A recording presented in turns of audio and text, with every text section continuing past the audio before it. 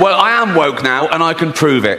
Here you go. I love illegal immigrants. Yeah, sue me now. Sometimes I go down to Dover for the day, right? And I look out, right? I look for a boat, and I see a dinghy with about 60 of them, and I go over here, like, right? And I pull them into shore, and I go, women and children first. They go, there are no women and children. Just you lads, is it? Just come on, lads. Come on, lads. Ricky Gervais has had enough of Hollywood's politics. He's boldly called out the biggest stars right to their faces.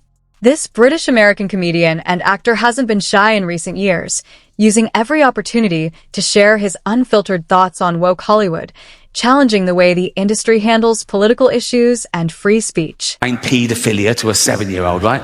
But this is what she came up with. She said, because there's a man going round and he's cutting little boys' willies off.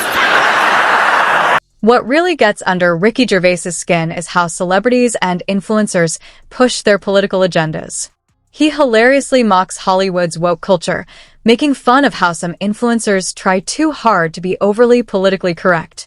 With his sharp wit, Ricky doesn't hold back, calling out the way these public figures use their platforms to promote their views, often at the expense of genuine conversation. Ricky G here, wellness and beauty influencer. As a celebrity, I know all about stuff, like science and politics. So trust me when I tell you who you should vote for. If you don't vote the right way, it's like a hate crime. It makes me sad and angry, and I'll leave the country. And you don't want that. In under 30 seconds, Ricky Gervais brilliantly mocks Hollywood celebrities by pretending to be one, mocking them for pushing their political views onto their fans.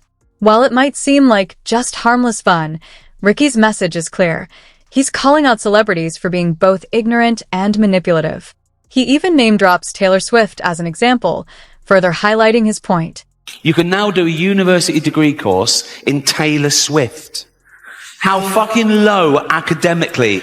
Ricky Gervais made it clear in his Golden Globes speech just how little he thinks of Hollywood stars commenting on politics, calling out their lack of real-world understanding.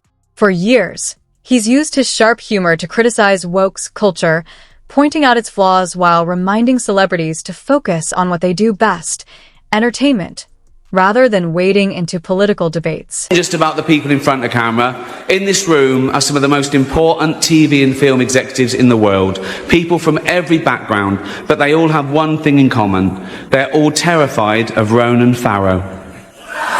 He's coming for you. He's coming for you. Look, talking of all you perverts, it was a big year for paedophile movies. Despite his bold comments and snarky remarks about woke culture, Ricky Gervais faces plenty of backlash. People often get upset over things he says on his shows, but Ricky isn't bothered. He's made it clear that no amount of criticism will stop him from speaking his mind. For him, staying true to himself and his humor is more important than pleasing everyone. Our show Supernature dropped on Netflix last year. Big backlash, wasn't there? Big backlash. People going, you can't say that. You can.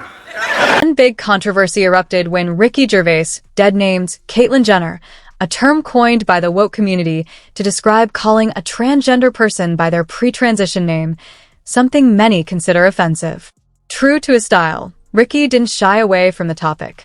In his signature bold and sarcastic way, he made it clear how he feels about the concept, sparking plenty of debate in the process. I found out my crime was that I dead-named her.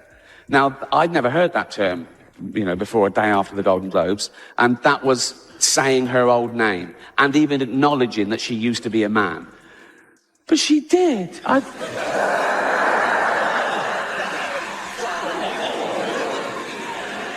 saw him on the Olympic Games. It was decathlete, it was in everything, it was all over. Ricky Gervais doesn't hold back when poking fun at the woke crowd, and he's genuinely baffled by some of their actions. He jokes about how they focus on erasing parts of someone's past to push their own beliefs. For instance, he finds it absurd to ignore Bruce Jenner's 58 years of life just because Caitlyn Jenner is now the focus. To Ricky, history doesn't just vanish because it's inconvenient. What sets Ricky apart is his sharp sarcasm. He uses it masterfully to point out the flaws in woke ideology.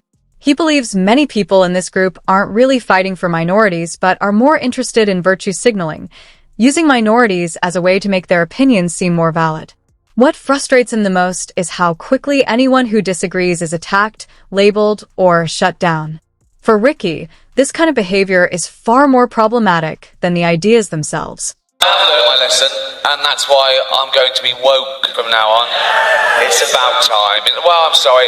Well, I am woke, and now I'm woke. The first thing I've got to do is change my Twitter bio. Because at the moment, it's like a list of the shows I've created. But now I'm woke, I've got to pop in the word anti-fascist, so people know I'm not a fascist. Ricky Gervais has plenty to say about how far some people take their obsession with being offended, especially over things that don't even concern them. He shares some eye-opening examples that highlight this behavior. According to Ricky, it often seems like these individuals are actively looking for reasons to be upset, just to make a fuss about it. And of course, Ricky doesn't hold back when digging deeper into why this happens and how it's impacting conversations and comedy. Well, you say you're woke, but the companies you work for, I mean, unbelievable. Apple, Amazon, Disney. If ISIS started a streaming service, you'd call your agent, wouldn't you? So, if you do win an award tonight, don't use it as a platform to make a political speech, right? You're in no position to lecture the public about anything. You know nothing. Ricky Gervais is unapologetic when it comes to his comedy. He firmly believes that humor is meant to push boundaries and address uncomfortable truths, even if it ruffles some feathers. For him, comedy isn't about pleasing everyone. It's about sparking thought and challenging ideas. His stance is simple. If you're offended by a joke, that's your problem, not his.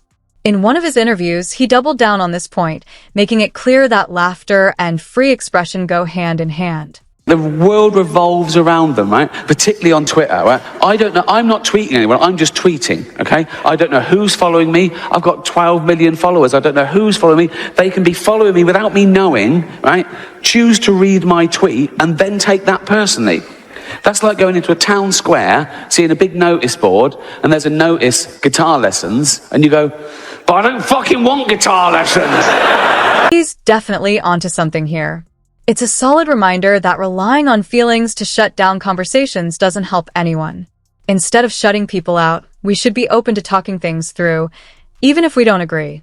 Everyone has their own perspective, and being overly sensitive can stop us from tackling important topics that need honest discussion. Mean anything? You're telling me how you feel. What? I want to say why. And I'll explain to them. I'm willing to explain to them why the joke isn't offensive. I'm not one of the people that think, I'm going to say what I want, I'm going to be as offensive, and then go, fuck you. Gervais has been vocal in critiquing aspects of woke culture, particularly emphasizing how some people impose their beliefs on others. He sees this approach as presumptuous and restrictive, arguing that individuals should be free to express their opinions without forcing them onto everyone else. Gervais has no issue with people being offended. He takes issue when personal opinions are amplified into societal mandates, often demanding universal agreement. He's been particularly critical of how woke culture handles criticism and promotes what he sees as a facts versus feelings clash. For Gervais, especially in the realm of comedy, the ability to laugh, even at oneself, is vital. He believes humor should remain a space where sensitivity takes a backseat to free expression, a point he highlighted during his 2020 Golden Globes monologue, which was widely recognized for its no-holds-barred. Offence is about feelings, and feelings are personal. Some people are offended by equality. So what? You know, so you can't second guess people. If you try and please everyone, you'll please no one. With comedy as well, I think you've got to deal with taboos and contentious issues, and sometimes you deal in irony, and some people don't get that. But, you know, you can't legislate against stupidity, otherwise you'll be doing nothing. So if you're saying anything... No, you don't, do you? You think Steve Carell did it all? Oh, he's brilliant, isn't he, Steve Carell? He's amazing as the bumbling office manager. Where does he get... Yeah, but you shouldn't hurt people's feelings. Well, you can if their feelings are wrong. Yeah. You know, if you don't like the facts, don't change the fact. They're just jokes. We're all going to die soon, and there's no sequel.